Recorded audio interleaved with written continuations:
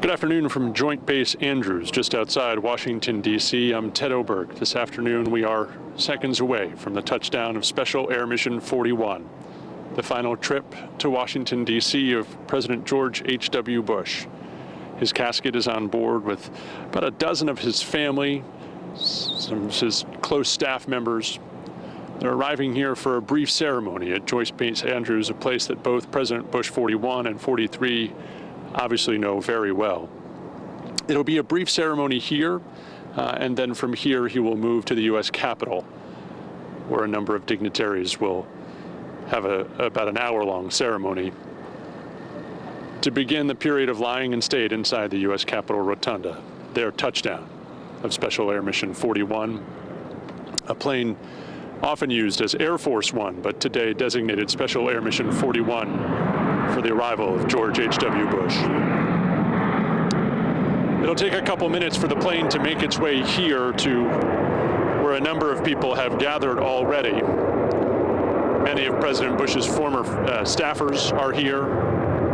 In addition, there are members of all of the branches of the military, including about 100 sailors from the USS George H.W. Bush, a Navy aircraft carrier that deployed yesterday, but those sailors held back to be a part of this arrival ceremony here at Joint Base Andrews.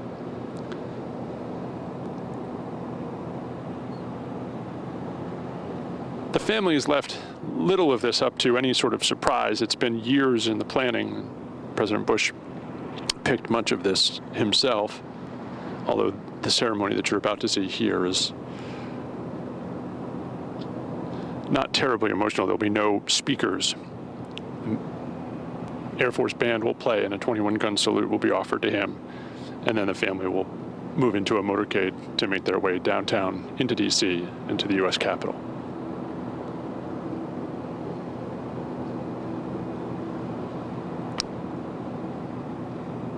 If you've been with us all day, obviously this is part of a continuing ceremony for George H.W. Bush, starting at the funeral home this morning, where his family gathered to take George Bush out to Ellington Air Base, where there's a ceremony there. His remains loaded on board and then flown here, obviously, over the last several hours. As you see now, some of the members of the military who have gathered here to await the arrival of the plane. Can't show it to you now, but the number of vehicles that are here, it is a sea of black Suburbans awaiting this family. 45 members of the Bush family are expected to be a part of this ceremony and part of the motorcade as it makes its way to the Capitol. Remember, we talk a lot about President Bush's military and then political service, but an incredible family man.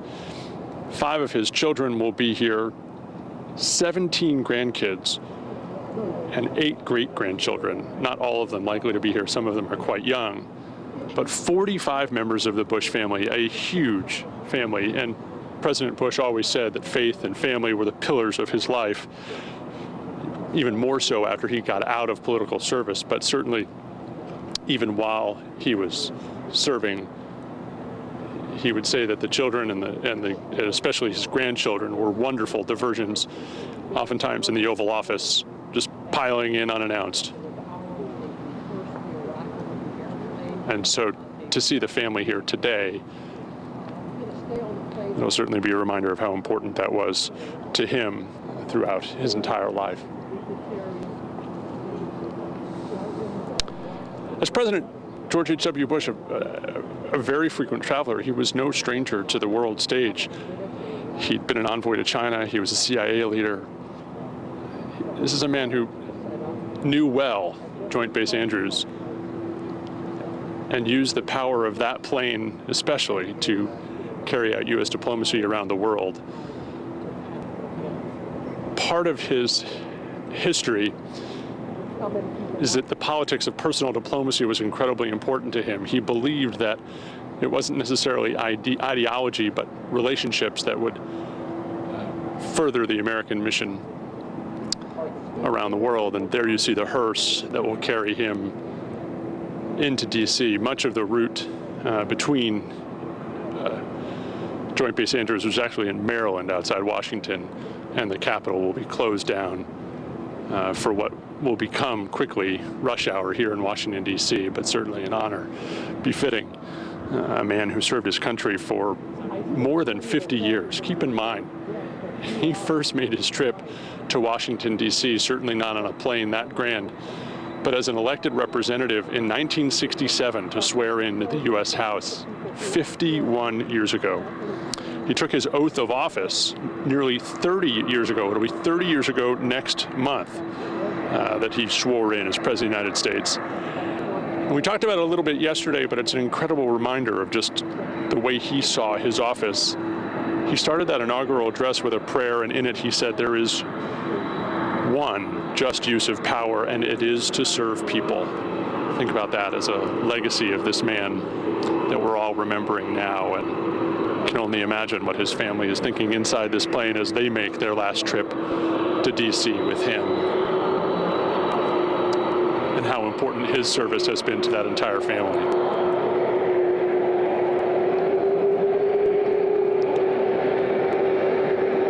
That plane will taxi down the tarmac here at Andrews. It'll make a U-turn. It'll pull up almost in front of that hearse that you saw. President Bush, George W. Bush, and his family will emerge from the front door, as is customary for presidents of the United States, aboard a plane often used as Air Force One. The rest of the family, and it is, as we said, a pretty oversized contingent of Bush family members, will emerge out of a rear door of the plane, or at least that's what we're told. And then they will gather around the hearse for this brief military ceremony, as I said.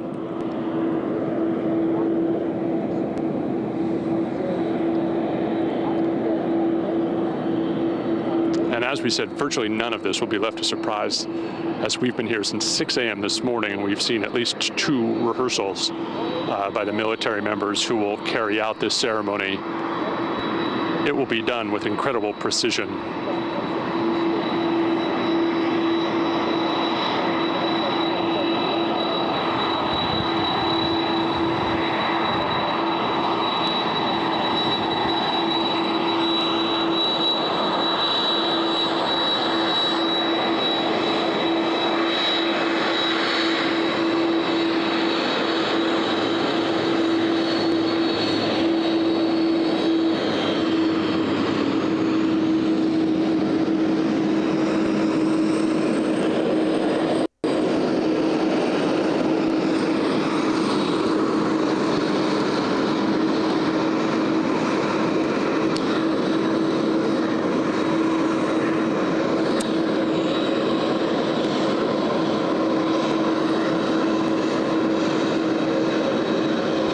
Impressive pilot who can park a 747 as easily as a Ford Taurus, pulling it around and into place as we begin this ceremony.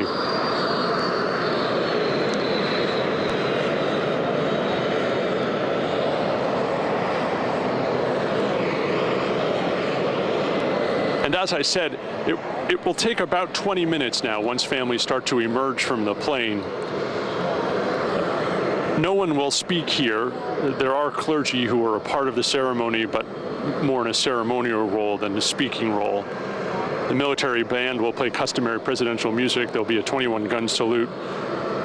The hearse will be loaded with military honors with the casket, and then the family will load into a massive motorcade, and then, as we said, make its way to the Capitol. As you likely know by now, this is just part of what is really a week-long remembrance, a week-long of remembrances for President Bush. The ceremony this morning at Ellington, and this ceremony here, a brief ceremony at the U.S. Capitol this evening, and then he will lie in state, first visited by members of his family and then members of his staff. And people who were close to him, but then the general public, all day tomorrow, overnight tonight, and all day tomorrow, will be able to pay their respects to President Bush as he lies in state inside the U.S. Capitol. There are some of the staff from President Bush's time coming off the plane there now. There are a number of guests that we're meeting him here. We talked about the sailors from the USS George H.W. Bush, but there are also members of the CIA. You'll recall, of course, that President Bush ran the CIA for a tumultuous time while President Nixon served in the White House. And also a group of Air Force One pilots who served President Bush while he was in the White House. The front door of Air Force One, Special Air Mission 41, not yet open. That blue truck you see there on the tarmac, typically used to load cargo onto the plane, is retrofitted for ceremonies like this, with some of the black cloth there, and that is how they will get the casket off. The casket not put in a cargo area plane, but in typically the passenger area of the plane for today's trip. And as you'll recall, this is the exact plane that President Trump uses as Air Force One when Trump returned from Argentina. He ordered the Air Force to make a quick turnaround and get it down to Houston so that it could be a part of this ceremony for President Bush. It is the same plane that will take him back to Houston following the state funeral on Wednesday. And then if you've been with us for our coverage this week, you know that he will lie in repose at St. Martin's Episcopal Church on Wednesday night, and then Thursday, a smaller, more personal funeral at the Bush's home church, St. Martin's Episcopal there in Houston, before his final burial, of course, at the Bush Library at Texas A&M.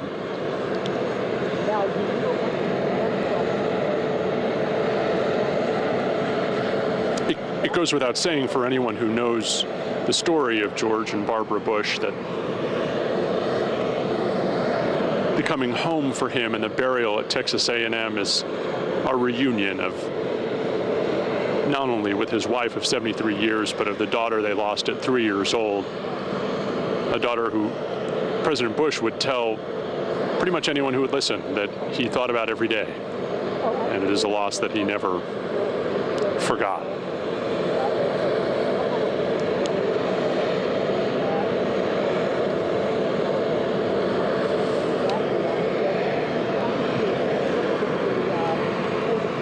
There you see the front of the plane. As we said, President George W. Bush, 43, and his family expected to emerge from that front door. And as we move towards the back of the plane, you can see the door opening where they will remove the casket carrying George H.W. Bush's remains from to begin this ceremony.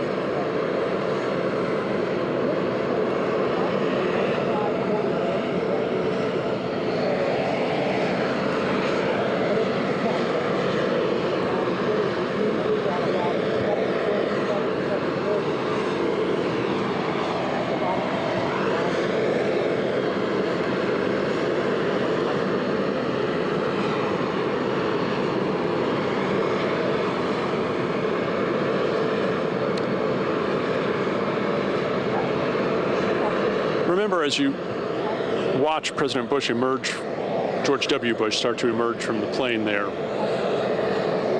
we're told the last words that President Bush spoke were to his son, President 43, who called in the hours before George H.W. Bush passed.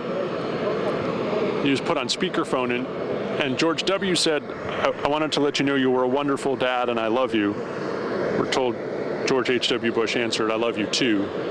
And those were his final words before he passed. An incredibly touching moment shared with all of us to give a sense of the final moments of George H.W.'s life.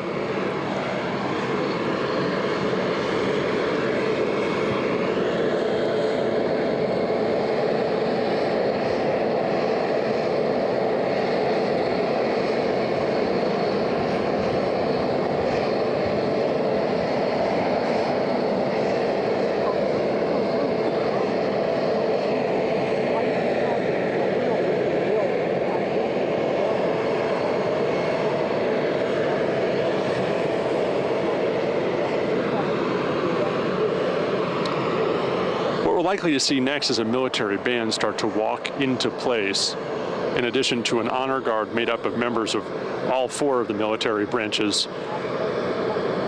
who will receive the casket from that large truck that's now suspended in the air and bring it close to the hearse for the duration of the ceremony.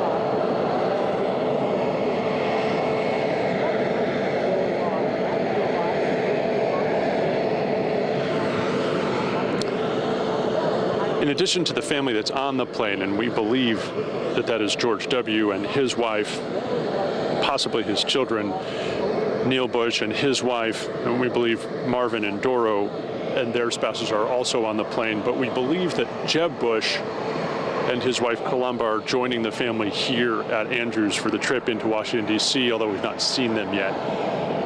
We believe that they will join the family for this brief ceremony and then make their way into D.C. for the ceremony at the Capitol tonight.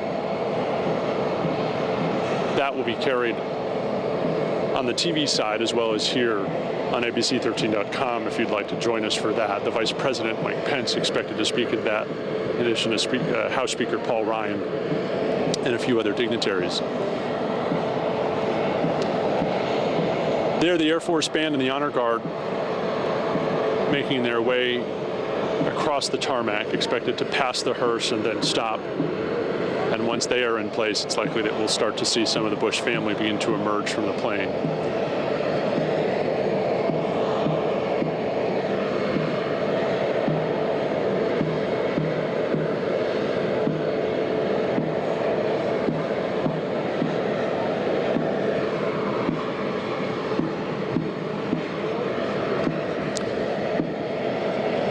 As we mentioned, none of this sort of made up on the fly. All of this has been part of really almost a decade of planning, almost since President Bush actually left the White House. Presidents begin to plan these ceremonies.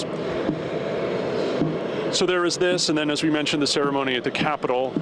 He will lie in state at the U.S. Capitol for about a day and a half before the state funeral on Wednesday, and then on Thursday be flown home. Wednesday afternoon, be flown home to Houston for a funeral on Thursday. Immediately after that, you can take a look there. Back home in spring, here is a look at the train car that will take President George H.W. Bush to College Station and his final resting place there at the Bush Library and Museum in the College of Texas A&M.